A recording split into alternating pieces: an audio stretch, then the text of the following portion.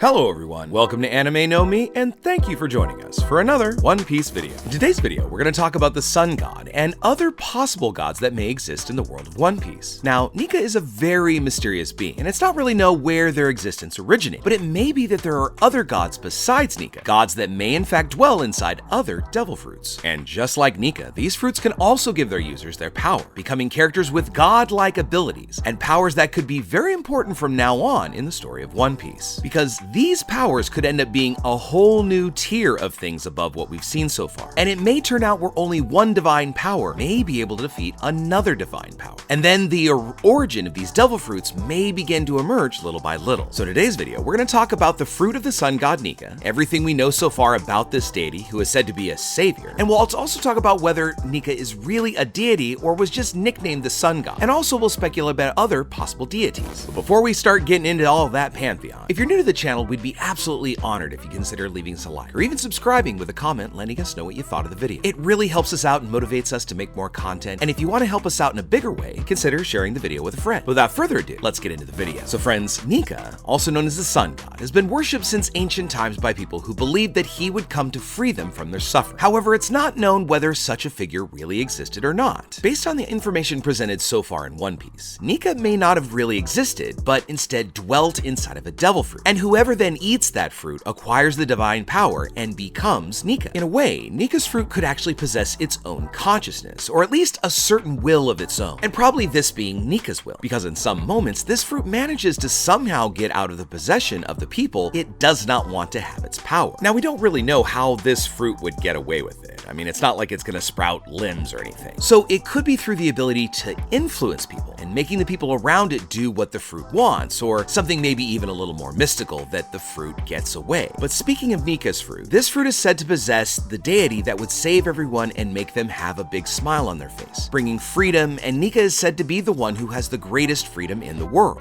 So when this fruit is taken by someone Nika may consider an enemy, or is hindering their plans to find a chosen one or the next person to inherit their powers, Nika just finds a way to escape. And this idea isn't impossible, since one of the Gorosei said that the mystical Zoan fruits have their own will, due to the beings that dwell inside the devil fruit. So Nika might still be able to exercise their will, even though their powers are still sealed inside the fruit. During the story of One Piece, we've seen several times where Nika, or at least a sun god, is mentioned by people. And Nika has been much adored for his deeds, helping everyone in need and defeating the people that he considered evil. But it's only been recently in Wano where we received some more information about who this deity was, because really for a long time we've had nothing more than just questions. And it ended up being Who's Who ended up being a former member of CP9 and actually was considered a traitor for failing a mission, who was responsible for giving us all of these little tidbits. And there were little bits of this conversation that ended up being really good foreshadowing that we might actually see this, in fact, sun god appear. It was during the fight between Who's Who and Jinbei where they started asking questions, and especially Who's Who was talking to Jinbei about a mysterious being that many worship as a deity who would save the world. During the same conversation, Who's Who also says that they were captured for failing a mission, and that their mission had been to protect the Gomu Gomu no Mi while it was being transported. But in the end, he'd end up failing because the fruit was taken by Shanks' crew. And it was while Who's Who was in prison that he heard the legend of Nika, which was being told by an unidentified guard, after which he began to ask for Nika's help with the intention of alleviating his own suffering. Now, it really could be that we'll see this mysterious guard in the future, because Oda has a habit of kind of making these little scenes end up paying off much further into the future. But Who's Who said that all the people who had this conversation had ended up disappearing, which is why he ended up running away and trying to escape from prison, because he knew he might be silenced for knowing this very information. You see, there are very few people that really know about Nika's existence, so some in the community have speculated that a world government guard really wouldn't have enough knowledge to know about the existence of a legendary deity, and therefore they think this character might return and could have been a plant. But it's also entirely possible that this guard heard the legend through other people, but everything indicates that he may have known this legend through side conversations of important people from the world government, maybe even coming in from listening to conversations of the Gorosei. But whatever the case, when Who's Who noticed that this guard was gone, that was when he realized he probably needed to take a run for it. So that's when he decided to run and escape the possible punishment for knowing too much about Nika. And after escaping, he found an ally and a safe place to be with Kaido so that the world government wouldn't come after him, especially since he knew possibly about the sun god Nika. So because these stories of Nika are told throughout the world of One Piece, and Nika seemingly claiming to be some kind of mythical warrior, it could very well be that Nika is just not the only one. It just maybe is something that passes on, and Luffy just happens to be becoming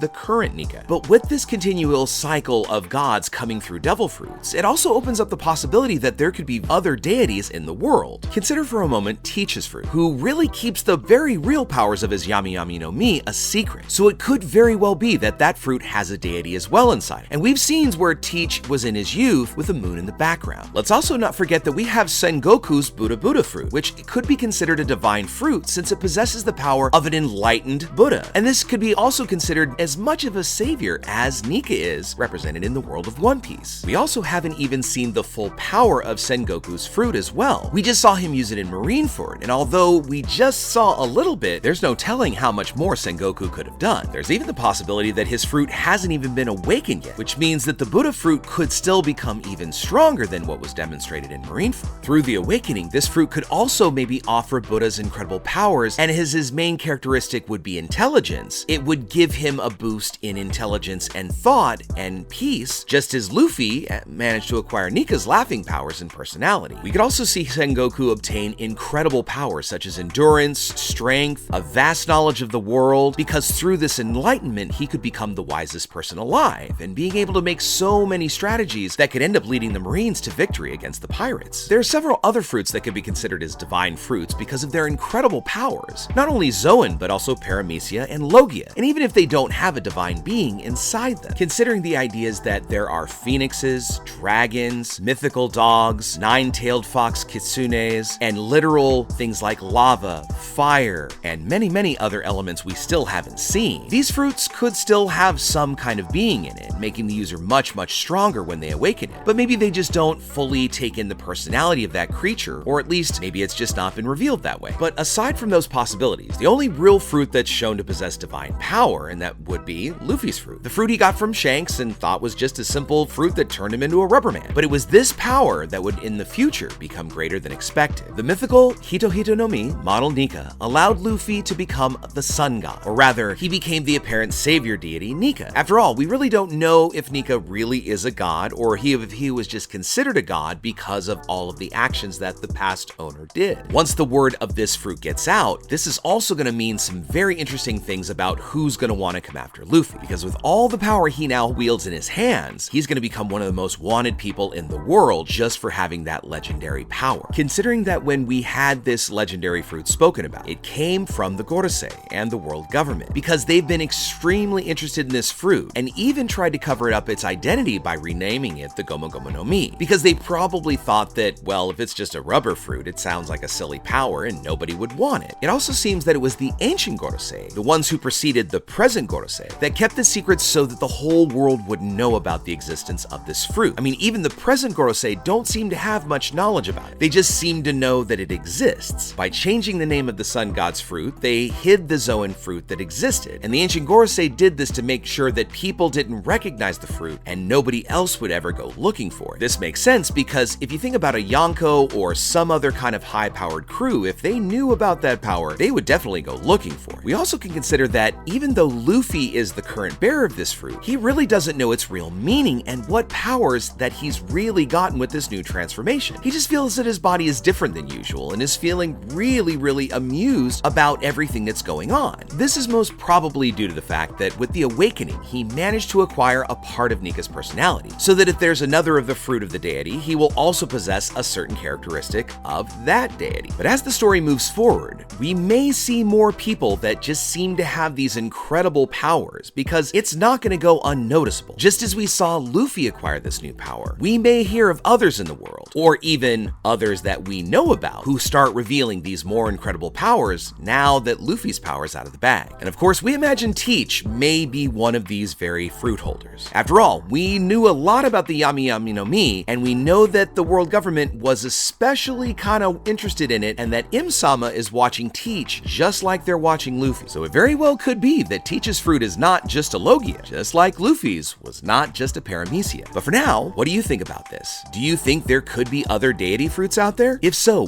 what other deities do you think might show up, or at least be represented in the other fruits? Let us know in the comments below. So friends, as we wrap up our video for the day, we want to thank you so much for watching until the very end. Make sure you you comment on any themes or ideas that you'd like to see in future videos. And also, since you've made it this far, give us a like as you head out to take on the rest of your day. Hope to see you all in our next video, and let's keep sailing this giant sea together. Take care.